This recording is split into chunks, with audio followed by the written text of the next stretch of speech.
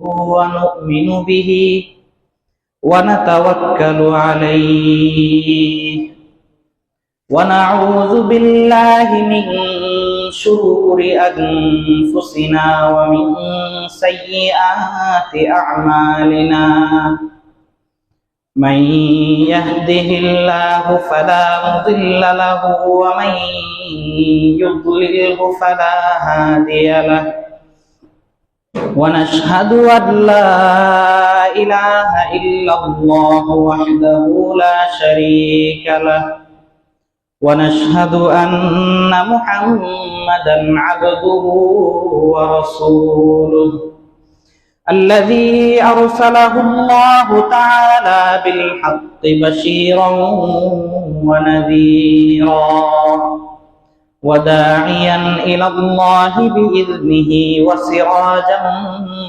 منيرا قال الله تبارك وتعالى في كلامه المجيد وفرقانه الحميد أعوذ بالله من الشيطان الرجيم بسم الله الرحمن الرحيم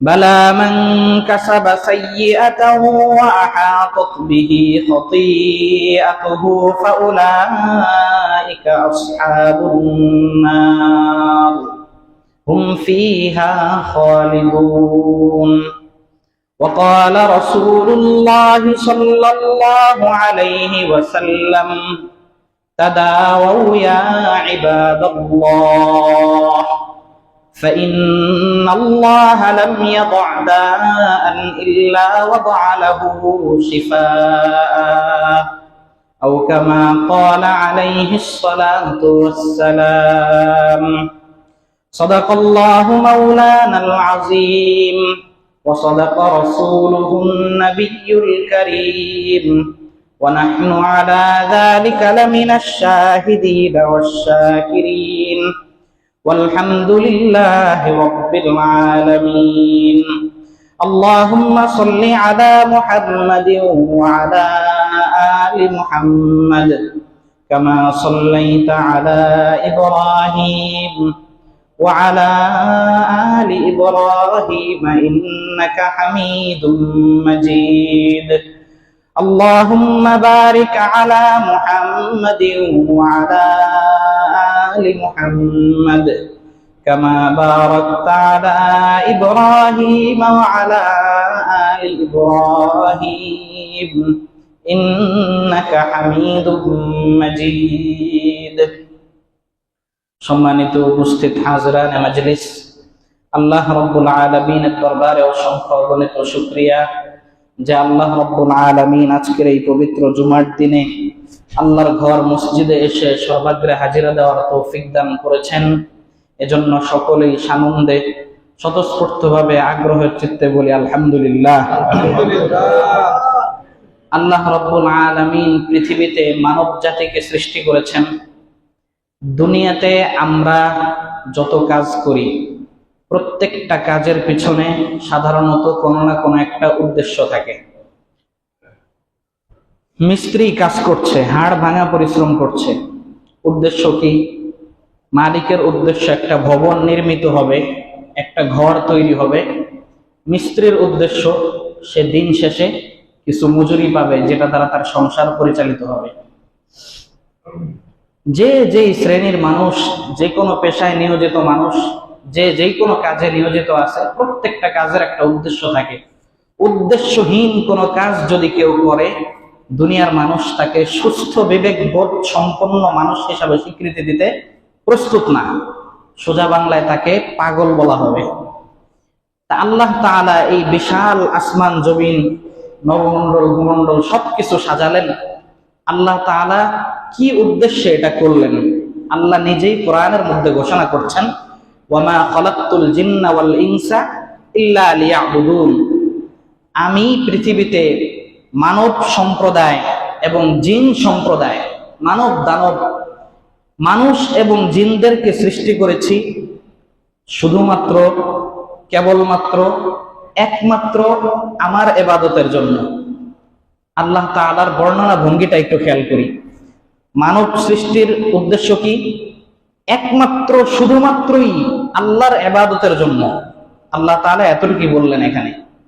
আর এক আয়াতের মধ্যে আল্লাহ বলেন, ওয়ামা উমিরু ইল্লা লিয়াবুদুল্লাহা মুখলিসিনা লাহুদ্দিন। লম্বা কথা বলার অবকাশ নেই, সময়ও খুব কম। এবার আমরা পৃথিবীর বাস্তবতার দিকে তাকাই। পৃথিবীতে আমি আপনি দুনিয়ায় স্বাভাবিক জীবন যাপন করতে গেলে আল্লাহ তাআলার ইবাদতের বাহিরেও অনেক কাজ আমাদের করতে হয় না? ব্যবসা বাণিজ্য করতে হয়, চাকরি বাকরি করতে হয়, হ্যাঁ, খেতে ফসল ফলাতে হয়, রাজমিস্ত্রিরা রাজমিস্ত্রির কাজ করে। তো সমস্ত কাজ, বহু কাজ আছে ইবাদতের বহির্ভূত কাজ। অথচ আল্লাহ তাআলা কথাটা শুধু এভাবে বলেন নাই, আমি মানুষদেরকে ইবাদতের জন্য সৃষ্টি করেছি। আল্লাহ বললেন শুধুমাত্রই ইবাদতের জন্য। এত গুরুত্ব দিয়ে কথাটা বলার পর আমরা যে দুনিয়াবি নানান কর্মকাণ্ডে জড়িত, ঘটনাটা কি আসলে? তাহলে কি আমরা আল্লাহ তাআলার হুকুম লঙ্ঘন করছি? আল্লাহ তাআলার নাফরমানি করছি? আল্লাহ তাআলার অবাধ্য বান্দা হিসাবে পরিগণিত হচ্ছি? না। সহজভাবে বোঝার জন্য দুইটা কথা একটু ব্রেনে নিতে হবে। এক নম্বর বিষয় হলো, প্রত্যেকটা উদ্দেশ্য অর্জনের পিছনে আনুষাঙ্গিক প্রাসঙ্গিক যত ধরনের কাজ আছে, ওই আনুষাঙ্গিক প্রাসঙ্গিক কাজগুলো ওই উদ্দেশ্যের সাথে সংশ্লিষ্ট। এই যে মসজিদটা, এটা কি একদিনে তৈরি হয়ে গেছে? এই পুরা একটা মসজিদ হাড় ভাঙা পরিশ্রম করে সম্পূর্ণ বাজেট নিয়েও যদি মানুষ নামে, এই মসজিদটা সম্পূর্ণ হইতে আপনার 3 থেকে 4 মাস লাগবে। এই 3-4 মাসে প্রতিদিনের যোগালির খরচ, এই ইটগুলি ভাঙা, টাইলস ফ্যাক্টরি থেকে টাইলস গুলো তৈরি হওয়া, সিমেন্ট প্রস্তুত হওয়া, ছাদ ঢালাই দেওয়া, সেন্ট্রালিং এর বাঁশগুলো লাগানো, সমস্ত কাজগুলো, মসজিদটা তৈরি হওয়াটা উদ্দেশ্য, তাই না? এই তৈরি হওয়ার উদ্দেশ্য বাস্তবায়নের জন্য আগের কাজগুলি কি ফেলে দিতে পারবো আমরা? আগের কাজগুলো বাদ দিয়ে এই উদ্দেশ্য বাস্তবায়ন করা সম্ভব না। তদ্রুপ যে কোনো একটা টার্গেটে পৌঁছতে হলে সেই টার্গেটটা পরিপূর্ণভাবে সফল হওয়ার জন্য আনুষাঙ্গিক প্রাসঙ্গিক যত ধরনের কাজ আছে, সেই কাজগুলো যদি আমরা উদ্দেশ্যর নিয়তে করি, তাহলে এই কাজগুলোর মধ্যেও আল্লাহ তাআলা ইবাদতের সওয়াব দিবেন। এই কাজগুলোর মধ্যেও কি আল্লাহ তাআলা ইবাদতের সওয়াব দান করবেন। এবং পৃথিবীর বাস্তবতা হিসাবে দেখব, আমাদের উদ্দেশ্যের তুলনায় আনুষাঙ্গিক কাজগুলোতে সময় বেশি যায়। দৈনন্দিন 5 ওয়াক্ত নামাজ, কথার কথা, এটাই তো মুমিন জীবনের সবচেয়ে বড় স্বাভাবিক বড় আমল, বড় ইবাদত। 5 ওয়াক্ত নামাজের টাইমগুলো, যোগফলগুলো একত্রিত করেন, দেখবেন কোন 1 ঘন্টা থেকে ঘন্টা, সোয়া ঘন্টা, 1.5 ঘন্টার মধ্যে শেষ। বাকি 22.5 ঘন্টা আমার দিনে কিভাবে ব্যয় হলো? খাবার দুনিয়ার কত জায়গা থেকে প্রস্তুত হয়ে আসছে। উত্তরবঙ্গ থেকে আলু আসছে ট্রাকে করে, দক্ষিণবঙ্গ থেকে চাউল আসছে, আরেক জায়গা থেকে কাঁচা বাজার আসছে। এই ধানটা যে ভাত হয়ে আসলো, এর পিছনে কতগুলি ধাপে ধাপে আল্লাহ রাব্বুল আলামিন প্রক্রিয়াজাত করে এই রিজিকটা আমার আপনার সামনে আনছেন। মাসকে মাসের মেহনত, খেতে ফসল লাগানোর পর কৃষকের 2 মাস অপেক্ষা করতে হয়েছে। কিন্তু সেই খাবারটাই যখন উদ্দেশ্য, খাবার যখন আমার সামনে এসেছে, আমি কিন্তু 10 থেকে 15 মিনিটের মধ্যে খাবার খেয়ে ফেলছি। অথচ এই উদ্দেশ্য বাস্তবায়নের জন্য কাজ, শ্রম গেছে কি পরিমাণে? পুরাটাই এই উদ্দেশ্যকে টার্গেট করে আনুষাঙ্গিক কাজ যা হবে, আল্লাহ বলেন আল্লাহ তাআলা ওগুলির মধ্যে ইবাদতের সওয়াব দান করে দিবেন। এটা হচ্ছে বিষয়। এই নবী আল্লাহ রাব্বুল আলামিনের এই কথার আরেকটা ব্যাখ্যা আছে। মানুষের জন্ম থেকে নিয়ে মৃত্যু পর্যন্ত যত ধরনের কার্যক্রম সে সমাধান করবে, প্রত্যেকটা প্রয়োজনীয় কাজের মধ্যে আল্লাহ এবং আল্লাহর রাসূল সাল্লাল্লাহু আলাইহি ওয়াসাল্লামের দিক নির্দেশনা আছে, নীতিমালা আছে। স্বাভাবিক ইবাদত, নামাজ, রোজা, হজ, যাকাত, তাসবিহ, তাহলিল, আমরা যা করি, দান সদকা করি, অপর মানুষের বিপদের পাশে দাঁড়াই, নিজের ভূখণ্ডের হেফাজতের জন্য যদি কখনো সংগ্রামও করতে হয়, নিজের দেশের রাষ্ট্রের হেফাজতের জন্য, ইসলামের হেফাজতের জন্য জিহাদ করা, যুদ্ধ করা, সেনাবাহিনীর মাধ্যমে যেই ফোর্সগুলো পাঠানো হয়, সবগুলি ইবাদতের শামিল। এই জন্য তো শহীদদের এত মর্যাদা। তো যেটা বলতে চাচ্ছি যে মৌলিক ইবাদত গুলো করতে গিয়ে প্রাসঙ্গিক যে কাজগুলো আছে সেই কাজগুলো যদি আমরা আল্লাহ এবং আল্লাহ রাসূল সাল্লাল্লাহু আলাইহি ওয়াসাল্লামের পদ্ধতি মেনটেন করে করি, তাহলে ওই কাজগুলিকেও আল্লাহ তাআলা ইবাদত বানায় দিবেন। একটা উদাহরণ, একটা দৃষ্টান্ত আপনাদের সামনে পেশ করি। দৃষ্টান্তটা শুনতে একটু অন্যরকম শোনা গেলেও আমরা অনুধাবন করার চেষ্টা করবো ইনশাআল্লাহ। মানুষ হিসাবে আমরা প্রত্যেক দিন কমের পক্ষে স্বাভাবিকভাবে 2 থেকে 3 বেলা খাবার গ্রহণ করি না? এই খাবারটা গ্রহণ করেই শেষ, এরপর আর কোনো কাজ নেই। এটা পেটে গিয়ে হজম হবে, হজম হওয়ার পর শেষ না, এরপরও একটা কাজ আছে। স্বাভাবিক বাংলায় মানুষকে কোথায় যেতে হয়? প্রাকৃতিক প্রয়োজনে ওয়াশরুমে যাওয়া লাগে। কত নিন্দনীয় একটা কাজ, কত নিম্নমানের একটা কাজ। সমস্ত মানুষ কেউ এই এরিয়ার বাইরে যেতে পারবে না। এই কাজ প্রাকৃতিক, এই প্রয়োজন প্রত্যেকেরই জরুরি, মানব জীবনের অবিচ্ছেদ্য অংশ। এরকম নোংরা ঘৃণিত একটা কাজ, এত নিম্নমানের একটা কাজ, এই কাজের ক্ষেত্রেও আল্লাহ রাসূল সাল্লাল্লাহু আলাইহি ওয়াসাল্লামের সুন্নাত আছে। যখন ওয়াশরুমে যাব, মাথায় একটা টুপি নিয়ে যাব ইনশাআল্লাহ। মাথায় খালি মাথায় যাব না, সুন্নতি পোশাক রেখে, যে সমস্ত পোশাক পরলে নিজের শালীনতা ঠিক থাকে এবং নিজের পরিষ্কার পরিচ্ছন্নতা অর্জন করতে সুবিধা হয়, এরকম পোশাক পরে যাব। এরপর যাওয়ার সময় সুন্দরভাবে জুতা পরিধান করে টিস্যু, পরিষ্কার পরিচ্ছন্নতার যাবতীয় উপকরণ এগুলি সাথে নিব। এগুলি ইসলামের শিক্ষা, প্রত্যেকটা হাদিস বলে বলার সময় নেই এখন। এগুলি নিয়ে বাম পায়ে প্রবেশ করব। বাম পায়ে সুন্নত তরিকায় বসারও নিয়ম আছে, ডান পায়ের উপর চাপ হালকা বেশি রাখবো। এরপর আমার প্রয়োজন শেষ করে আবার যখন বের হব, তখন ডান পায়ে বের হব।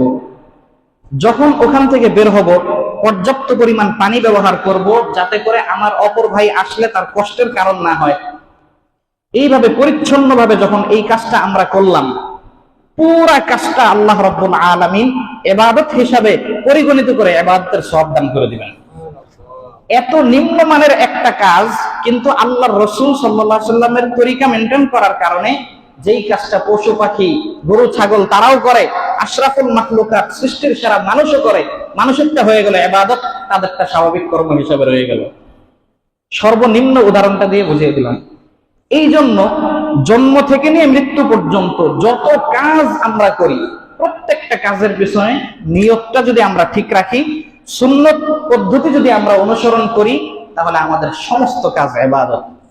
একটা হাদিসের মধ্যে আসছে, কোন বান্দা যখন এশার নামাজ জামাতের সাথে আদায় করবে, এশার নামাজ জামাতের সাথে আদায় করার পর আপনি কি 24 ঘন্টা না ঘুমিয়ে থাকতে পারবেন? 24 ঘন্টা না ঘুমিয়ে থাকেন, দেখেন শরীর সাপোর্ট দেয় কিনা আপনাকে। ঘুমটা মানুষের চার্জ, খাবারের চেয়েও বেশি গুরুত্বপূর্ণ মানুষের ঘুম। মানুষ খাবার না খেয়ে 2-3 দিনও বেঁচে থাকতে পারে, কিন্তু আপনি একদিন যদি না ঘুমান, আপনার শরীর এই পরিমাণ দুর্বল হয়ে পড়বে, 2 দিন না খেলেও এই পরিমাণ দুর্বল হবে না। যখন আপনি এশার নামাজ পড়ে ঘুমাতে যাচ্ছেন, কেন ঘুমাতে যাচ্ছেন?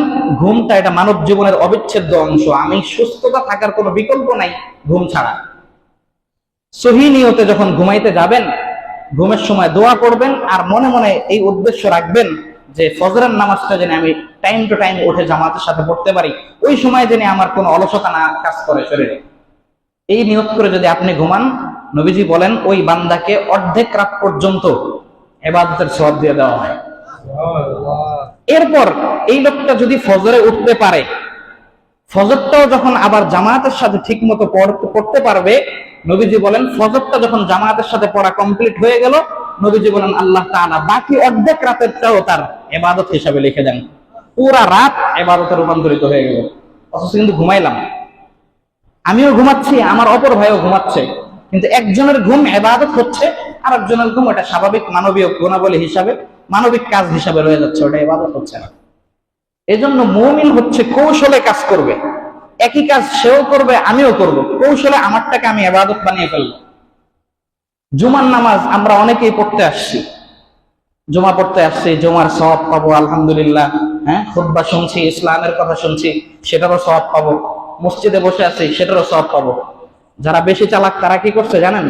ঢোকার সাথে সাথে সুন্নত নফলের ইতিকাফের নিয়ত করছে, সওয়াব আরেকটা বেশি পাইলাম। যারা ইতিকাফের নিয়ত করেনি তারা কিন্তু ওটা পাচ্ছে না, অন্যগুলো পাচ্ছে। এই জন্য মুমিন ইসলামের ক্ষেত্রে, ইবাদতের ক্ষেত্রে একটু চতুর হতে হবে, চালাক হতে হবে, বুদ্ধিমান হওয়া লাগবে। বলতে চাচ্ছিলাম, আল্লাহ নবী সাল্লাল্লাহু আলাইহি ওয়াসাল্লাম হাদিসের মধ্যে বলেন, নি'মাতানি মাগবুনুন ফীহিমা কাসীরুম মিনান নাস, আস-সিহহাতু ওয়াল ফারাগ।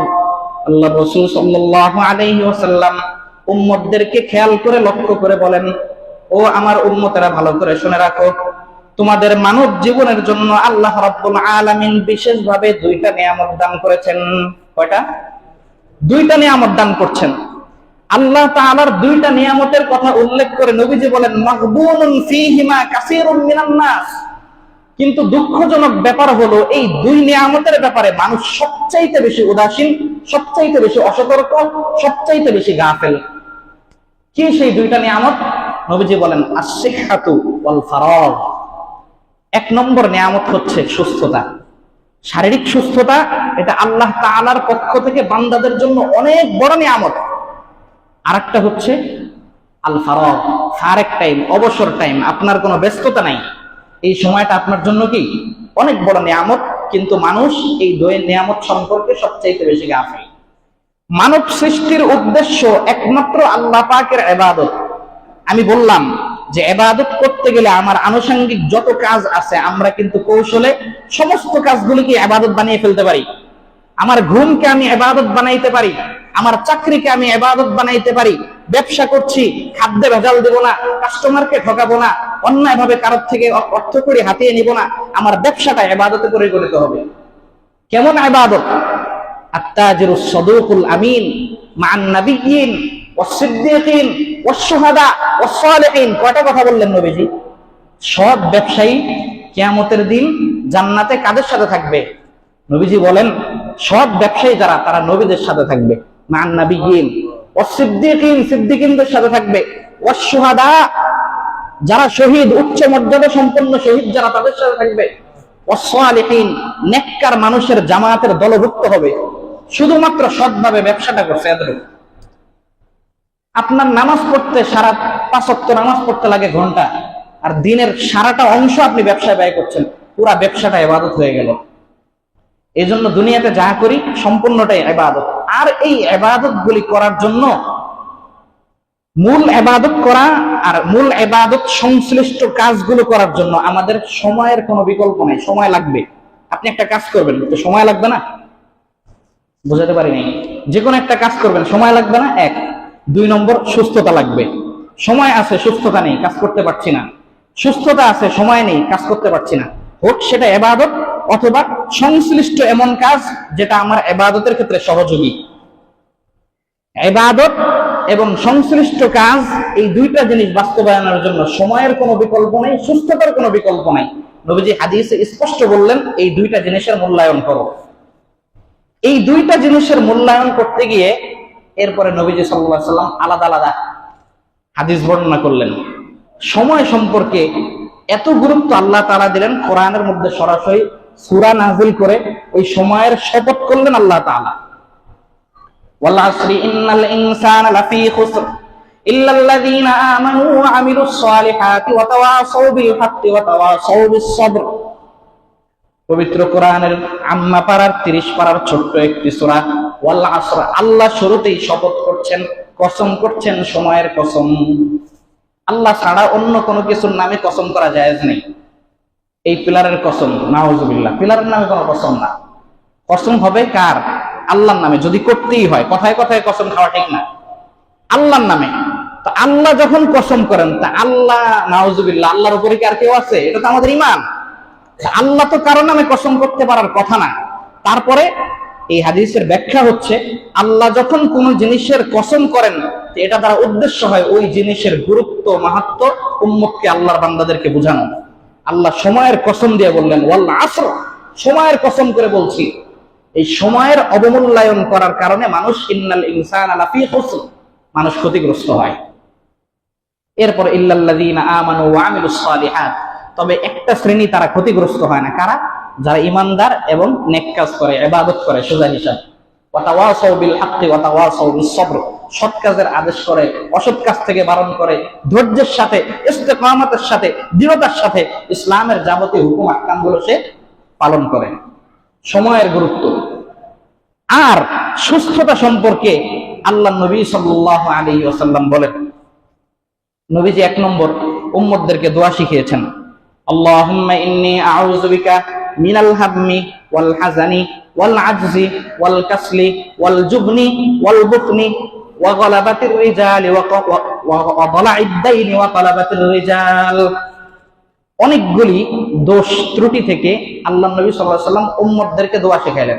ও আল্লাহ, আপনার কাছে মানসিক টেনশন থেকে পানা চাই, মিনাল হাম্মি ওয়াল হাযানি ওয়াল হুজনি, অন্তরের দুঃখ কষ্ট থেকে পানা চাই, ওয়াল আজজি, শারীরিক অক্ষমতা থেকে পানা চাই, ওয়াল কাসালি, অলসতা থেকে পানা চাই, ওয়াল জুবনি, ভীরুতা এবং কাপুরুষতা থেকে পানা চাই, ওয়াল বুখলি, কৃপণতা থেকে পানা চাই, ওয়া গালা'id দাইন, বড় ধরনের কোন ঋণ যিনি আমার মাথায় চেপে না বসে এর থেকে পানা চাই, ওয়া কাহরির রিজাল ওয়া ফি রিওয়ায়াতিন ওয়া গালাবাতির রিজাল, আমার উপর কোন জালেম যেন কর্তৃত্ব পরায়ণ না হয় সেটা থেকে পানা চাই। কতগুলি কথা বললেন। এতগুলি কথার মধ্যে দেখেন বেশিরভাগ হলো সুস্থতা, মানসিক টেনশন, অন্তরের দুঃখ বেদনা, হ্যাঁ, এরপরে অলসতা, অক্ষমতা, সবগুলি কি সুস্থতার সাথে সংশ্লিষ্ট, সবগুলি কি সুস্থতার সাথে সংশ্লিষ্ট। এই সুস্থতা আল্লাহ নবী আমাদেরকে আল্লাহর কাছে চাইতে বলছেন। আমরা মনে করি এগুলি আমাদের দুনিয়াবি বিষয়, হুজুর একটু অসুস্থ দোয়া করেন, মানে দোয়াটা চাচ্ছি আল্লাহর কাছে, বাকি সুস্থতা এটা আমাদের দুনিয়াবি কাজ না। সুস্থতা এটা আখিরাতের কাজ। সুস্থতা চাইতে আল্লাহ নবী উদ্বুদ্ধ করছেন, শিখিয়েছেন। কারণ মানুষ সুস্থ না থাকলে শতভাগ ইবাদত সে পরিপূর্ণভাবে করতে পারবে না। এই জন্য অসুস্থ হয়ে পড়লে সুস্থতার জন্য ট্রিটমেন্ট নেওয়া, অসুস্থ হয়ে গেলে সুস্থতার জন্য কার্যকরী পদক্ষেপ নেওয়া, এটা তাওয়াক্কুল, আল্লাহ ভরসা এর বিপরীত অবস্থানে না। আপনার বাড়িতে রাতের বেলা যখন আপনি ঘুমাতে যান, দরজাগুলো ওপেন খুলে রাখলেন, বাড়িতে আপনার ফ্রিজ আছে, স্বর্ণ অলংকার সবকিছু আছে, উদ্দেশ্য মানে আল্লাহর উপর ভরসা করে খুলে দিলাম, এটার নাম তাওয়াক্কুল না। এটার উপর আল্লাহ ভরসা নয়। আল্লাহর উপর ভরসার অর্থ এটা নয় আপনি চোরের জন্য আপনার দরজা খুলে রাখলেন আর বললেন আল্লাহর উপর ভরসা করলাম। শুরুতেই তো আপনি চোরকে অনুমোদন দিয়ে রাখলেন। সাহাবা একরাম উট নিয়ে যখন গেছেন তো উটগুলি বাঁধেন নাই। নবীজি বললেন যে আল্লাহর উপর ভরসা, আশা করি উট হারাবে না। নবীজি বললেন না, উট আগে বাঁধো, তালা লাগাও, ওটা মোটরসাইকেল তালা লাগাও, তালা লাগায় আল্লাহর উপর ভরসা করো এবার। কারণ দুনিয়া দারুল আসবাব, খেয়াল করেন, দুনিয়া স্বাভাবিক বাহ্যিক অবস্থার উপরে চলবে। একটা হইল কুদরতুল্লাহ, আর একটা হচ্ছে আদাতুল্লাহ। কুদরতুল্লাহ হচ্ছে দুনিয়ার স্বাভাবিক নিজাম, স্বাভাবিক রীতিনীতি, স্বাভাবিক চালচলন, স্বাভাবিক আচরণ, এটা হচ্ছে আদাতুল্লাহ। আর কুদরতুল্লাহ হচ্ছে অস্বাভাবিক, আল্লাহর পক্ষ থেকে অলৌকিক কোন কার্যক্রম সাধিত হওয়া, অলৌকিক কোন কার্যক্রম বাস্তবায়িত হওয়া। তা আল্লাহ তাআলা অলৌকিক ঘটনা যা খুশি তাই ঘটাইতে পারেন, এটা আমাদের ঈমান যে আল্লাহ সক্ষম অলৌকিক যে কোনো জিনিস। আমি অসুস্থ হয়েছি, চিকিৎসা ছাড়া আল্লাহ আমাকে সুস্থ করে দিতে পারেন, আল্লাহর এই অলৌকিক ক্ষমতা আছে, এটা আমাদের ঈমান। কিন্তু দুনিয়ার বাস্তবতা হিসাবে স্বাভাবিকভাবে আমাকে চিকিৎসা করাতে হবে, এটা হচ্ছে আদাতুল্লাহ, এটা আল্লাহর নির্দেশ, নবীজির সুন্নত, নবীজি আদেশ করছেন। পাশাপাশি বান্দার মনের অবস্থা সম্পর্কে আল্লাহ তাআলা বেশি জানেন। ঘরের মধ্যে আপনি একা শুয়ে আছেন, শরীরটা খুব অসুস্থ, ভালো লাগছে না উঠতে, ঘরে কেউ নাই, রাত্র 11টা বেজে গিয়েছে, ঘুমের দরকার, শরীরে এই পরিমাণ অলসতা কাজ করছে, আমি যে বিছানা থেকে উঠে গিয়ে লাইটটা বন্ধ করব, ওই শরীর সাপোর্ট দিচ্ছে না। আর আপনি যে কাউকে বলবেন যে ভাই লাইটটা বন্ধ করে দাও, নিজের ছেলেকে বলবেন বাবা লাইটটা বন্ধ করে দাও, ঘরে কেউ নাই, এমত অবস্থায় আল্লাহ কিন্তু সক্ষম, আল্লাহ কিন্তু পারেন, আল্লাহ নিজে লাইটটা বন্ধ করে দিতে, আল্লাহ কিন্তু পারেন। আপনি যত বড় পাক্কা নামাজি হন, আপনি ঘরে শুয়ে দেখেন, এইভাবে দেখেন আল্লাহ আপনার লাইট বন্ধ করে দেয় কিনা, জীবনও দিবে না। হঠাৎ দিতে পারে, এমন ব্যক্তিকে দিলে আল্লাহ তাআলা এমন ব্যক্তিকে দিবে যে এই ব্যাপারটা হজম করতে পারবে। আমি যদি ঘুমাই আর যদি আল্লাহরে বলি আল্লাহ তুমি তো পারো, তুমি লাইটটা বন্ধ করে দাও, আল্লাহ যদি ঠাস করে লাইটটা বন্ধ করে দেয়, এরপরে যে আমার মধ্যে একটা গরম কাজ করবে যে না, আমি তো কোনো স্বাভাবিক মানুষ না, মহারাজার আলাদিনের বিশাল চেরাগ আমি পেয়ে গেছি, পুরা পৃথিবী এখন আমি নিয়ন্ত্রণ করতে পারবো, আধ্যাত্মিক শক্তিতে আমি টইটম্বুর একজন মানুষ, এই হজম করার ক্যাপাসিটি যার নাই, তাকে আল্লাহ তাআলা এই অলৌকিক জিনিস দিবেন না। অলৌকিক জিনিস আল্লাহ তাআলা তাকেই দেন যে এটা হজম করতে পারবে। এজন্য অলৌকিক পাই না বলে বিশ্বাস নষ্ট করব না। আমরা আছে, তবে আমি ওইটা ধারণ করার এখন উপযোগী হইনি। তো দুনিয়ার একটা হচ্ছে আদাত কুদরতুল্লাহ, আল্লাহর অলৌকিক শক্তি প্রয়োগের ক্ষমতা, এটা আমাদের বিশ্বাসের অংশ। আর দুনিয়ার স্বাভাবিক নেচার বাস্তবতা হিসাবে আদাতুল্লাহ, আল্লাহ দারুল আসবাব হিসাবে আগুনে হাত দিলে হাত পড়বে, পোড়ানোর ক্ষমতা আগুনের একক শক্তি বলে না, আল্লাহর আদেশেই হবে। কিন্তু দুনিয়া যেহেতু হাত দিলে তোমার হাত পড়বে, আল্লাহ মানা করছেন হাত দিবা না। যদি হাত দাও তো তোমার এটা আত্মহত্যার শামিল হবে, কবিরা গুনাহ হবে। খেয়াল করেন, আগুনে হাত দিলে হাত পড়বে, আগুনের পোড়ানোর কোনো স্বতন্ত্র ক্ষমতা নাই, আল্লাহর অনুমতি পেয়েই সে পোড়ায়। আমি আপনি যদি হাত দেই সওয়াব হবে না, গুনাহ হবে স্বাভাবিকভাবে। এই জন্য দুনিয়াতে যখন কেউ অসুস্থ হয়ে যাবে তার জন্য ট্রিটমেন্ট, চিকিৎসা এটা কি নিতে হবে। হাদিস থেকে শুনেন, হযরতে আলী রাদিয়াল্লাহু তাআলা আনহু, ইসলামের 4 খলিফার অন্যতম একজন, উনি একবার ওনার স্টোমাক সংক্রান্ত পেট জনিত কারণে অসুস্থ হইলেন। অসুস্থ হওয়ার পর আরবের লোকজন তাদের যে খাদ্যাভ্যাস ছিল, খাদ্যাভ্যাস অনুযায়ী, খাদ্যের তালিকা অনুযায়ী মেনুতে তাদের যে খাবারগুলো ছিল, হযরত আলী রাদিয়াল্লাহু তাআলা আনহু ওখান থেকে খাবার গ্রহণ করতে গেলেন। নবীজি বললেন, না ইয়া আলী, থামো, তুমি এই খাবারে হাত দিও না। কেন? ফাইন্নাকা নাকিহ, তুমি সদ্য রোগ মুক্তি প্রাপ্ত, তুমি রোগী ছিলে, মাত্রই তুমি রোগ থেকে কি আরোগ্য লাভ করলে, এখনই এই খাবারটা তোমার ভালো সুট করবে না, এই খাবার তুমি খেও না। বলেন, আল্লাহ নবী হযরতে আলীর হাত ধরছেন। আল্লাহ নবীর তাওয়াক্কুল আমার আপনার চেয়ে কম না বেশি? আল্লাহ নবীর তাওয়াক্কুল, আল্লাহ ভরসা আমার আপনার চেয়ে কম না বেশি? আল্লাহ নবী আলীর হাত ধরে আটকায় দিলেন, না হিয়া আলী, থামো, খাবা না এটা। এরপর তার জন্য আলাদা শালগম, সবজির জাতীয় ভেজিটেবল দিয়ে স্যুপ করে নিয়ে আসছে, এটা খাও, এটা তোমার পেটের জন্য এখন কি ভালো। আরেকটা হাদিসের মধ্যে আসছে, তাদাউ ইয়া ইবাদাল্লাহ ফাইন্নাল্লাহা লাম ইয়াদা দাআন ইল্লা ওয়াদা লাহু শিফাআন। আল্লাহর নবী সাল্লাল্লাহু আলাইহি ওয়াসাল্লাম উম্মতদেরকে লক্ষ্য করে বলেন, দুনিয়াতে যা কিছু দেখো আর না দেখো, যা কিছু হয় আর না হয়, সব কিছু কার পক্ষ থেকে হয়? কথা বলেন, আল্লাহর পক্ষ থেকে হয়। সুস্থতা আল্লাহর পক্ষ থেকে বান্দার জন্য বড় নিয়ামত, আর অসুস্থতাও আল্লাহর পক্ষ থেকেও এক ধরনের নিয়ামত। অসুস্থতাও একটা নিয়ামত। এই জন্য অনেক বুজুর্গানে দিন, অনেক সুলাহায়ে উম্মতদেরকে দোয়া শিখিয়েছেন। বলে, আল্লাহ যখন অসুস্থ হইলা আল্লাহর কাছে দোয়া করো, ও আল্লাহ আপনি আমাকে সুস্থতা দান করে দেন, জায়েজ আছে, সমস্যা নেই। এভাবে দোয়া করা যাবে, আল্লাহ আপনি আমাকে সুস্থতা দেন, জায়েজ আছে, সমস্যা নেই। কিন্তু যাদের অন্তরটা আল্লাহর সাথে আরো বেশি মহাব্বতের সম্পর্ক, তারা বলে, ও আল্লাহ, সুস্থতা আপনার পক্ষ থেকে একটা নিয়ামত, অসুস্থতাও আল্লাহর পক্ষ থেকে, আপনার পক্ষ থেকেও একটা নিয়ামত। তবে সুস্থতার নিয়ামতটা আমার জন্য আরামদায়ক, অসুস্থতার নিয়ামতটা আমার জন্য কষ্টদায়ক। মেহেরবান মাওলা, মেহেরবানি করে আমার অসুস্থতার নিয়ামতকে আপনি সুস্থতার নিয়ামত দ্বারা পরিপূর্ণ করে দেন। অসুস্থতাও নিয়ামত। কেন? সহিহ মুসলিমের একটা বর্ণনা, মা ইউসিবুল মুসলিমা মিন নাসাবিন ওয়ালা ওয়াসাবিন ওয়ালা হাযানিন ওয়ালা হাম্মিন ওয়ালা হাযানিন হাত্তা শাওকাতা ইউশাকু বিহা ইল্লা কাফফারাল্লাহু মিন খাতায়া। দুনিয়ার মুসলমান দুনিয়াতে স্বাভাবিকভাবে চলতে গেলে যত সতর্কই থাকো, আল্লাহর পক্ষ থেকে কখনো কখনো রোগ তোমাকে গ্রাস করবে, কখনো কখনো পায়ে সমস্যা হবে, কখনো অ্যালার্জির সৃষ্টি হবে, কখনো কিডনিতে সমস্যা হবে, কখনো হার্টের মধ্যে রিং করানো লাগবে। যত ধরনের সমস্যাই হোক, বড় রোগ থেকে শুরু করে হাত্তা শাওকাতা ইউশাকুহা, রাস্তায় হাঁটতে গিয়েছো, পায়ের মধ্যে সামান্য একটু যদি কাটার আঁচল লাগে, সামান্য একটু যদি কাটার খোঁচাও লাগে, এই যে কষ্টটা তুমি করলা, আল্লাহ বললেন হাত্তা ইউকাফিরাল্লাহু বিহা মিন খাতায়া, ওই একটা কাটার আঘাতের কারণে যতটুকু কষ্ট করলা ওই পরিমাণ সওয়াব আল্লাহ তাআলা তোমাকে দান করে দিবেন, সমপরিমাণ গুনাহগুলিকেও ক্ষমা করে দিবেন। একটা কাটার সামান্য আঘাতও যদি লাগে তাহলে আল্লাহ তাআলা তোমার থেকে কি কিছু পরিমাণ গুনাহ ক্ষমা করে দিবেন। তাহলে অসুস্থতাটা নিয়ামত।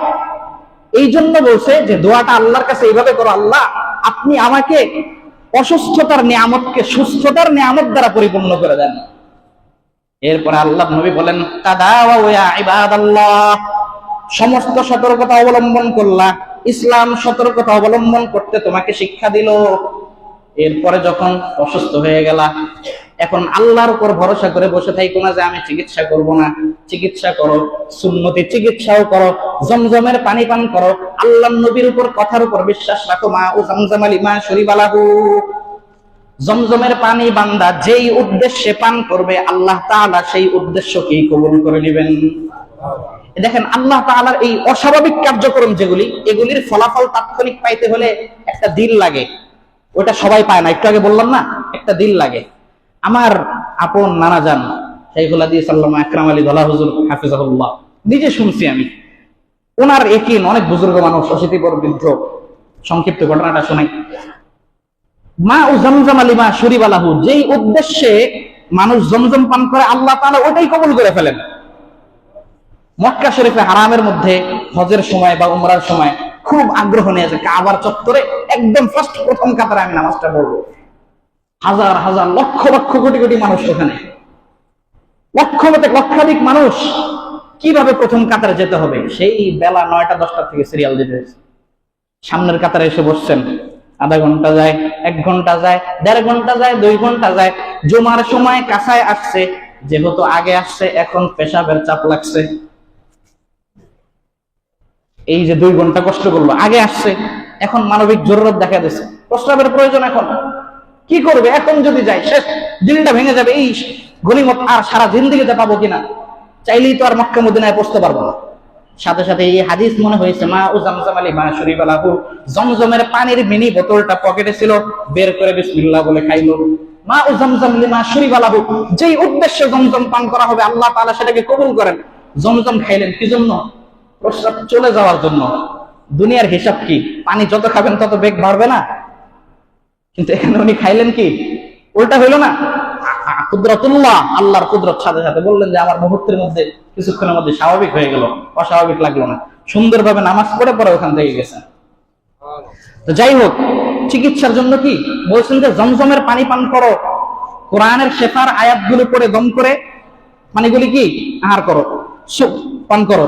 এগুলি হলো সুন্নতি চিকিৎসা। পাশাপাশি দুনিয়াবি চিকিৎসা গ্রহণ করতে আল্লাহ রাসূল নির্দেশ দিচ্ছেন। কি বলছেন? তাদাওয়া ইয়া ইবাদাল্লাহ, ও আল্লাহর বান্দারা, শুধুমাত্র আল্লাহর উপর চিকিৎসা ছাড়া ভরসা করো না, চিকিৎসা করতে থাকো। বলে কেন চিকিৎসা করবা? বলে ফা ইন্নাল্লাহা লাম ইয়াদা দাআন ইল্লা ওয়াদা লাহু শিফাআ, দুনিয়াতে আল্লাহ যত ধরনের রোগের উপসর্গ দিয়েছেন প্রত্যেকটা রোগের ট্রিটমেন্ট আল্লাহ তাআলা দিয়ে রেখেছেন। জ্বর হয়েছে, ট্রিটমেন্ট আল্লাহ দিছে। জন্ডিস হয়েছে, ট্রিটমেন্ট আল্লাহ দিছে। লিভারের সমস্যা হয়েছে, ট্রিটমেন্ট আল্লাহ দিছে। করোনা ভাইরাস আসছে, এটা ট্রিটমেন্ট আল্লাহ দিছে। যদি আমরা কোনো কিছু গবেষণা করে না পাই, বুঝতে হবে আমাদের ব্যর্থতা। গবেষণা করে পাইনি, আমরা এখন উন্নত গবেষক হতে পারিনি। নিত্য নতুন যত রোগ আসবে ওটা ট্রিটমেন্ট আল্লাহ প্রদত্ত এই উপকরণ থেকেই বের হয়ে আসতে থাকবে। এই জন্য চিকিৎসা আমাদের করতে হবে। সর্বশেষ সংক্ষিপ্ত 2টা হাদিস। আমাদের মধ্য থেকে যখন কেউ অসুস্থ হয়ে যায় তখন আমাদের করণীয় কি? হাসরের ময়দানে আল্লাহ বলবেন, আপনারা বাংলা কবিতার মধ্যে পড়ছেন, আমি কবিতা শোনাচ্ছি না, সরাসরি আল্লাহর নবীর হাদিস শুনেন। সহিহ মুসলিমের বর্ণনা, মুসলিম শরীফের হাদিসের মধ্যে আল্লাহর নবী বলেন, কিয়ামতের ময়দানে আল্লাহ বলবে, ইয়া আব্দুল্লাহ ইন্নী মারিদুন ওয়া লাম তাউতনি, ও আল্লাহর বান্দা, ও আমার বান্দা, আমি দুনিয়াতে অসুস্থ হয়ে গেছিলাম, তুমি আমার সেবা শুশ্রূষা করো নাই। বান্দা অবাক হয়ে আল্লাহর দিকে তাকায় বলবে, কাইফা আউযুকা ওয়া আনতা রাব্বুল আলামিন, ও আল্লাহ, আমি আপনার মাখলুক, আপনার সৃষ্টি, আপনার বান্দা, আপনি নাকি অসুস্থ হয়েছেন, কিভাবে আপনার সেবা করব?